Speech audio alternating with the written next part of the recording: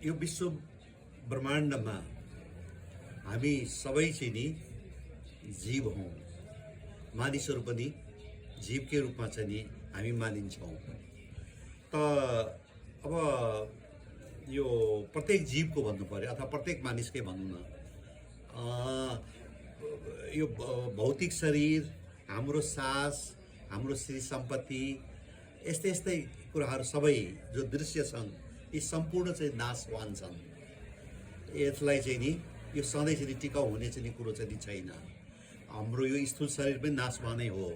त्यस्तै गर्दाखेरिमा जब सबै कुरा नै चाहिँ नि नाशवान छ भनेदेखि हामीले चाहिँ नि अब यो माया मोह, व्यभिचार, एकदम एक अर्कोमा चाहिँ लडन्त, एक अर्कोप्रति छटपटाहट, एक अर्कोप्रति असन्तुष्टि इत्यादि यो मतलब मानिसहरूको वृद्धि र विकासको लागि चाहिँ नि एकदम अननेसेसरी, एकदम चाहिँ अवांछित काम कारबाहीहरू, अवांछित व्यवहार हामी चाहिँ नि किन गर्दछौँ?